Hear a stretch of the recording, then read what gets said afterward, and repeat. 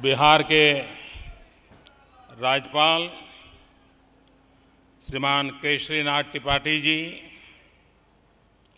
राज्य के मुख्यमंत्री श्रीमान नीतीश कुमार जी, केंद्र में मंत्रिपरिषद के मेरे साथी श्रीमान सुरेश प्रभु जी, श्रीमान रामविलास पासवान जी, श्रीमान रविशंकर प्रसाद जी, श्रीमान धर्मेंद्र प्रधान जी, श्रीमान पीयूष गोयल जी, इसी धरती के संतान और मेरे मंत्रिपरिषद के साथी श्रीमान रामकृपाल यादव जी, श्रीमान उपेंद्र कुशवाहा जी, यहाँ के सांसद श्रीमान शत्रुघ्न जी, राज्य विधानसभा के नेता श्रीमान नंदकिशोर जी, विधान परिषद के नेता श्रीमान सुशील कुमार मोदी जी, उपस्थित सभी वरिष्ठ महानुभाव, देवी और सज्जनों,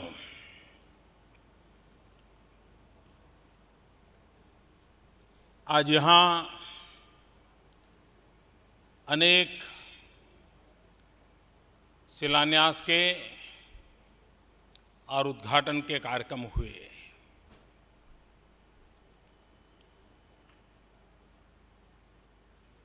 हम सब इस बात पर अब भली भांति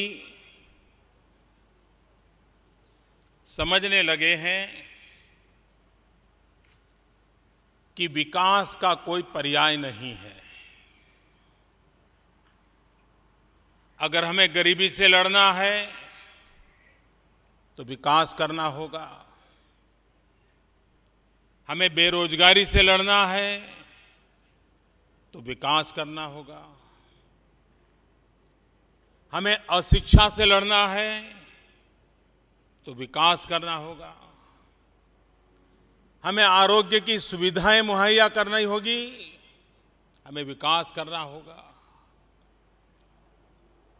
सब दुखों की अगर कोई एक दवाई है, वो दवाई है विकास।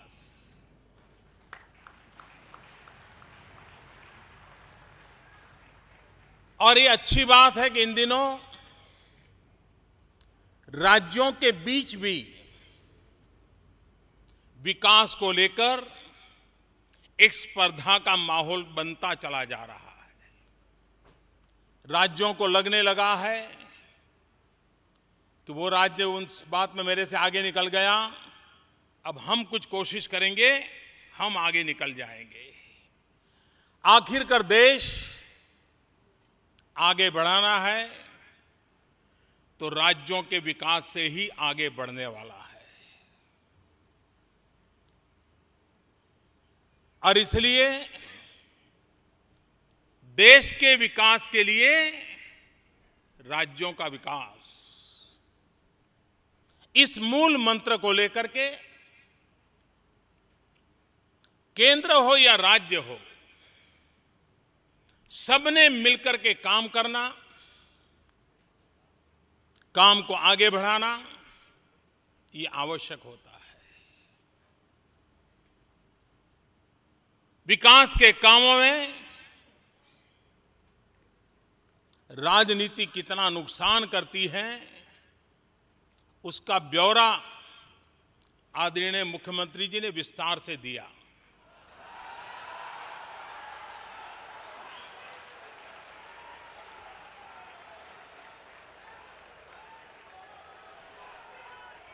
अटल जी के समय में जो काम 6 महीने मिलते तो पूरा हो जाता, उसको पूरा होते होते आज 2015 आ गई। और मैं नीतीश जी की बात से सहमत हूं कि अगर अटल जी की सरकार का चुनाव थोड़ा देर से होता, 6 महीने मिल जाते, तो उस समय अटल जी के मार्गदर्शन में, और यहीं के रेल मंत्री थे नीतीश जी, ये काम पूरा हो गया होता। वो सही बोल रहे हैं। लेकिन बाद में सरकार बदल गई और रेल मंत्री यहां से ऐसे आए कि काम को रोक दिया गया और हमारे आने के बाद उसको चालू किया गया।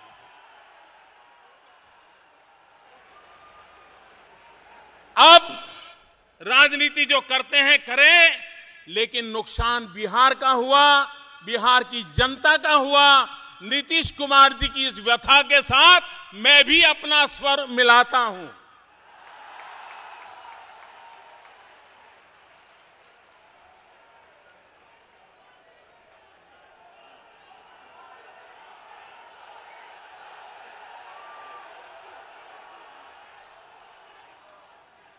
लेकिन मैं इस मत का हूं कि हमें विकास की यात्रा को निरंतर गति देना चाहिए। आज नीतीश जी ने बहुत अच्छी बातें बताई कि भाई आईआईटी है, लेकिन हमें यहां के आवश्यकताओं के अनुसार और यहां की क्षमता के अनुसार नई नई फैकल्टीज को लाना चाहिए। मुझे विश्वास है कि नया परिसर की क्षमता इतनी है, 500 बीघा भूमि है, ये होगा।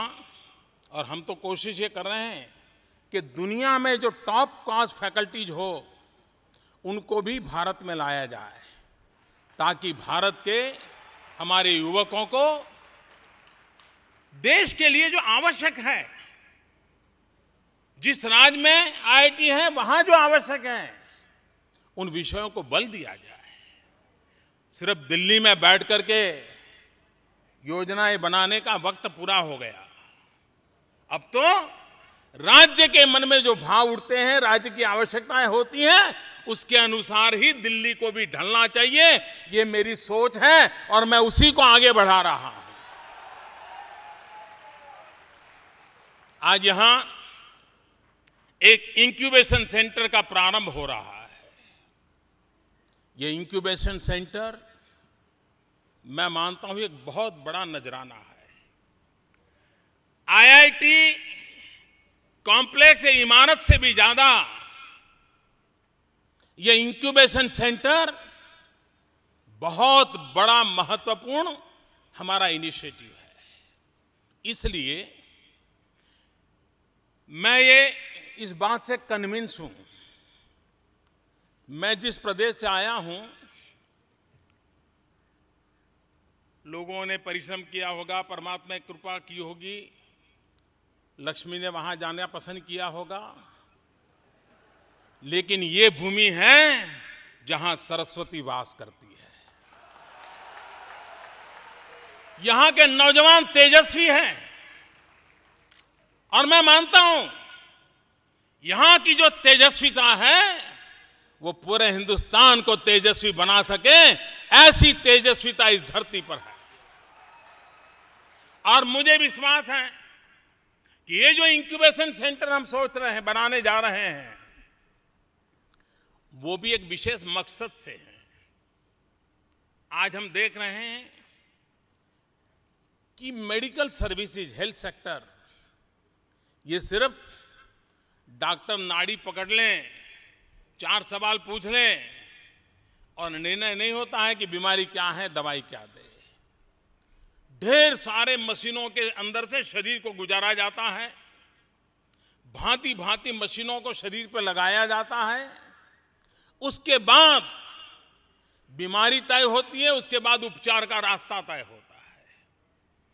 पूरे हेल्थ सेक्टर में टेक्नोलॉजी का प्रभाव इतना बढ़ा है, इतने नए नए संसाधनों का आविष्कार हो रहा है, और आज भारत को, गरीब व्यक्ति को इन साधनों को अगर मुहैया कराना पड़े तो विदेशों से लाना बहुत महंगा पड़ रहा है।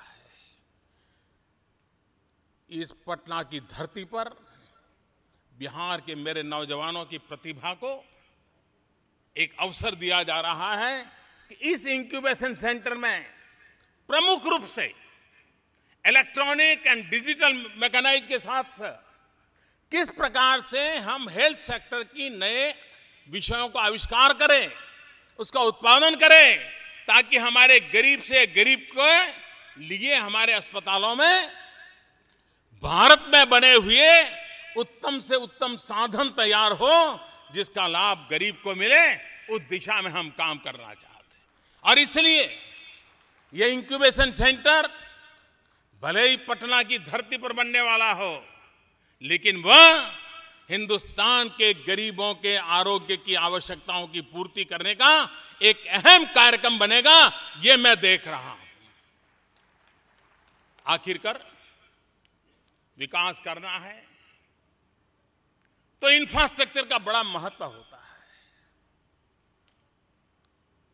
और अगर इंफ्रास्ट्रक्चर को बल नहीं दिया गया तो हम बहुत पिछड़ के रह जाएंगे। बिहार में चाहे रेल हो, रेल हो, एयर हो, उसको इंफ्रास्ट्रक्चर मिले, उसकी कनेक्टिविटी बढ़े, इस पर हम बल दे रहे हैं। हिंदुस्तान में शायद अधिकतम रेल मंत्री किसी राज्य ने दिए हैं तो बिहार ने दिए हैं। जमाने से जैसे ये रेल डिपार्टमेंट बिहार के लिए रिजर्वेशन है।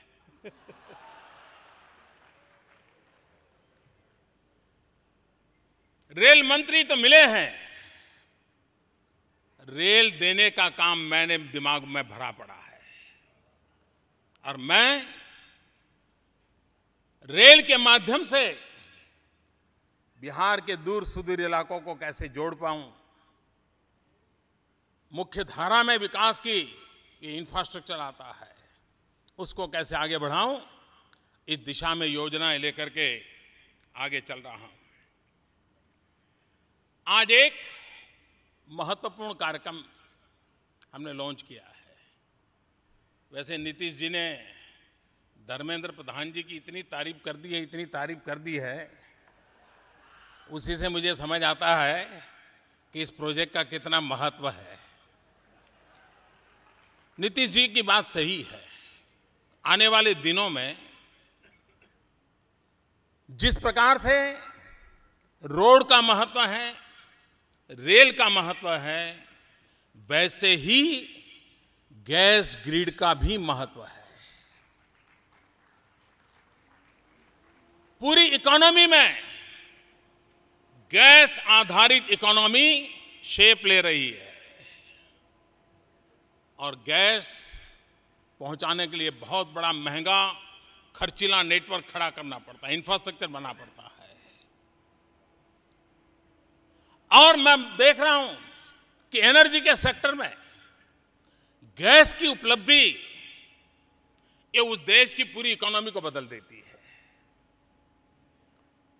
बिहार की इकोनॉमी को बदलने का एक बहुत बड़ा ताकतवर प्रयास, गंगा तो हमारे पास है ही है, हम ऊर्जा गंगा को लेकर के आ रहे हैं आपके पास।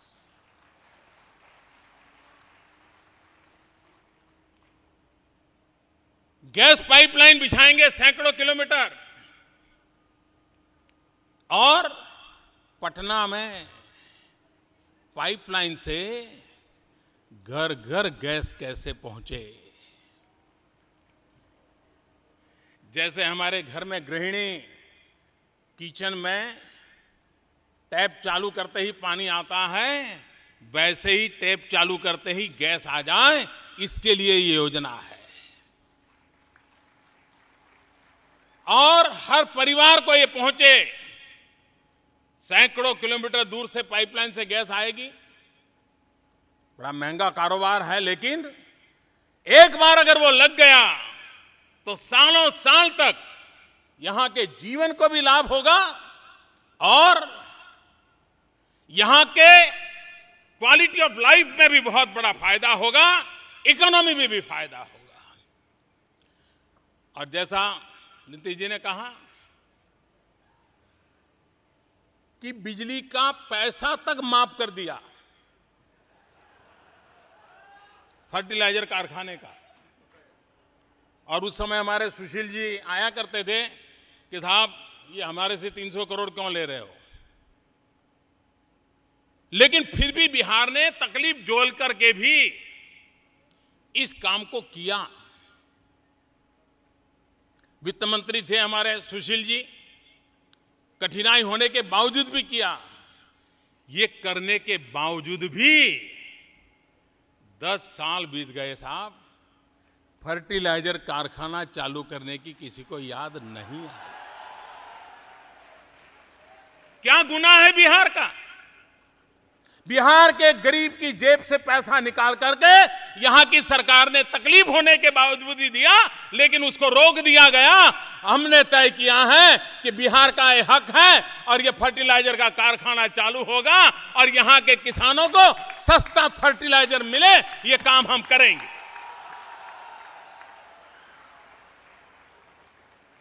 बिहार जनता का या बिहार सरकार का कोई दोष नहीं था। बिहार की सरकार आगे आई थी, लेकिन काम रोक दिया गया।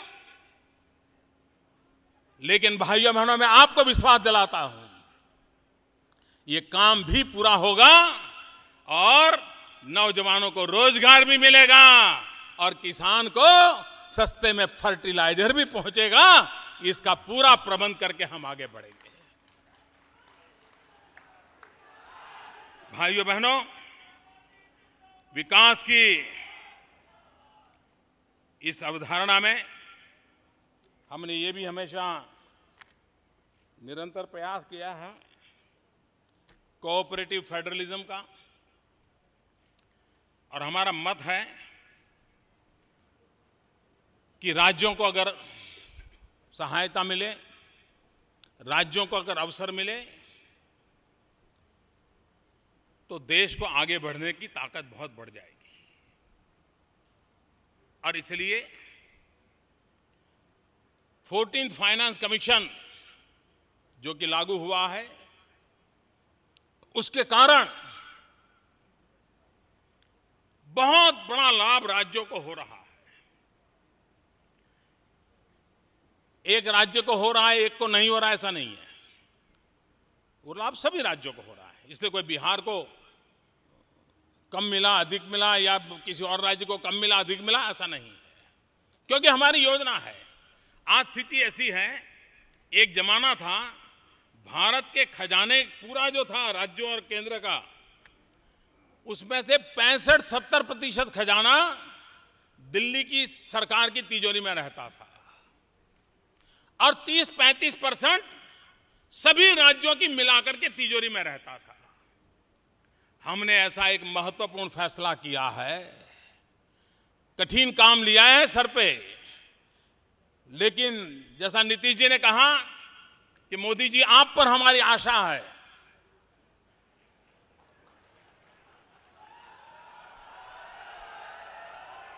उसको पूरा करने के लिए हमने एक महत्वपूर्ण फैसला किया है, और वो 14th फाइनेंस कमीशन, जिसके कारण आने वाले दिनों में बिहार को, अगर 5 साल का फाइनेंस कमीशन का मैं देखूं, तो बिहार को 2015 से 2020 के दरमियान फाइनेंस कमीशन के द्वारा करीब करीब 3.25 लाख करोड़ रुपया मिलने वाले हैं। 3.25 लाख करोड़ रुपया मिलने वाले हैं, जो पहले सिर्फ बीते हुए समय में सिर्फ 1.5 लाख करोड़ रुपया मिला था। 1.5 लाख का 3.25 लाख करोड़ रुपया में, क्योंकि हम मानते हैं ये प्रदेश आगे बढ़ना चाहिए। और मेरा ये विश्वास है, पूरब में जब तक प्रगति नहीं होती है, देश कभी आगे नहीं बढ़ सकता है। चाहे बिहार हो, चाहे पूर्वी उत्तर प्रदेश हो, चाहे उड़ीसा हो, चाहे पश्चिम बंगाल हो, चाहे झारखंड हो, आसाम हो, नागालैंड हो, मिजोरम हो, ये सारा हिंदुस्तान का पूर्वी भाग, ये जब तक विकसित नहीं होता है, ये भारत माता हमारी समृद्ध नहीं हो सकती है। और इसलिए बिहार का विकास यह हमारा प्राइम एजेंडा है। पूर्वी भारत का विकास ये हमारा मकसद है, हमारा लक्ष्य है। और उसको आगे बढ़ाने के लिए अनेकविध नई योजनाएं हम लेकर के आने वाले हैं, उसको पूरा करेंगे। आने वाले कुछ दिनों में हमारे कुछ साथियों से मैंने कहा है कि आप जाइए, शिलान्यास कीजिए, उद्घाटन कीजिए, काम को आगे बढ़ाइए। जैसे Muzaffarpur Sonbarsa national highway 77 kilometre को डबल लेन करने का काम पूर्ण हो चुका है। करीब 600 करोड़ रुपया की लागत लगी है। पटना गया डोभी रोड को 4 लेनिंग का काम मंजूर हो गया है। करीब 1231 करोड़ रुपया की लागत है। पटना कोइलावर भोजपुर और भोजपुर बक्सर रोड का भी 4 लेनिंग का काम मंजूर हो चुका है। लागत है करीब 2012 करोड़ रुपया। भागलपुर बाईपास का काम मंजूर हो गया है, लागत है करीब 230 करोड़ रुपया। शिवहरी सीतामढ़ी जयनगर निरैया रोड का भी सुधार मंजूर कर दिया गया है, लागत है करीब 701 करोड़ रुपया। फतुआ हरनौत 12 रोड का काम मंजूर कर दिया है, लागत है करीब 590 करोड़ रुपया। इन सारे नेशनल हाईवे के प्रोजेक्ट जो इस सरकार ने ऑलरेडी मंजूर कर दिए हैं, लागत होती है करीब करीब 5000 करोड़ रुपया। क्योंकि मैं जानता हूं कि बिहार को विकास की नई ऊंचाइयों पर ले जाने के लिए इन चीजों का भरपूर उपयोग होना चाहिए और हम इसको करना चाहते हैं। आपको याद होगा पिछले लोकसभा के चुनाव में मैं यहां आया था। गांधी मैदान में बम धमाकों के बीच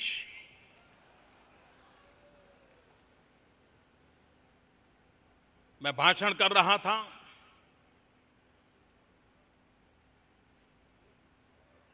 और उस समय मैंने कहा था केंद्र में हम सत्ता में आएंगे तो बिहार को विशेष पैकेज देंगे।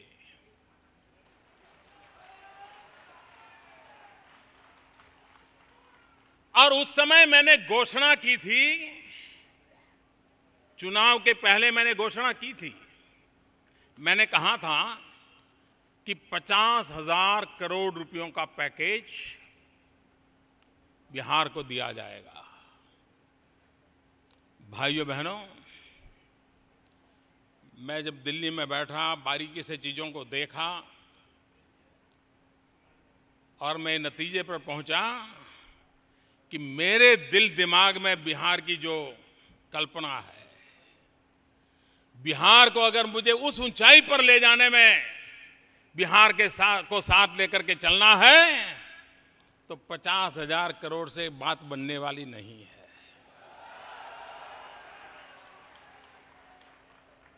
उसे और अधिक करने की आवश्यकता है। मैं आज उसकी घोषणा नहीं करूंगा, मैं सही समय पर आकर के उसकी घोषणा करूंगा। लेकिन मैं इतना कहता हूं, मैंने जो वादा किया था उसको तो निभाऊंगा, उससे भी आगे मामला ले जाऊंगा। ये मैं आपको वादा करने आया, ताकि बिहार को विकास की यात्रा में कोई रुकावट नहीं आनी चाहिए और विकास की यात्रा तेज गति से आगे बढ़नी चाहिए। इसी एक अपेक्षा के साथ मुझे विश्वास है कि आज जिन योजनाओं का आरंभ हुआ है, जिन कार्यक्रमों की शुरुआत हो गई है और भी हमारे मंत्रीगण के लोग आने वाले हैं, वो इस बात को आगे बढ़ाएंगे। आज यहां पर देश भर के कृषि वैज्ञानिकों को मैंने बुलाया है पटना की धरती पर। अब इस कार्यक्रम के बाद उनके साथ बैठने वाला हूं, क्योंकि मैं मानता हूं कि अगर हिंदुस्तान की सेकंड ग्रीन रिवॉल्यूशन की संभावना कहीं है तो हिंदुस्तान के पूर्वी इलाके में है। बिहार में है, बंगाल में है, असम में है, पूर्वी उत्तर प्रदेश में है। सेकंड ग्रीन रिवॉल्यूशन की संभावना इस इलाके में है और इसलिए मैंने देश भर के कृषि वैज्ञानिकों को आज पटना की धरती पर बुलाया है। वो यहां बैठ करके विचार विमर्श करने वाले हैं, जो आने वाले दिनों में यहां के कृषि क्षेत्र को एक नई ताकत देने की दिशा में प्रयास करने वाले हैं। मैं फिर एक बार बिहार सरकार का, बिहार की जनता जनार्दन का, यहां के मुख्यमंत्री जी का स्वागत सम्मान के लिए हृदय से बहुत बहुत अभिनंदन करता हूं। बहुत बहुत धन्यवाद।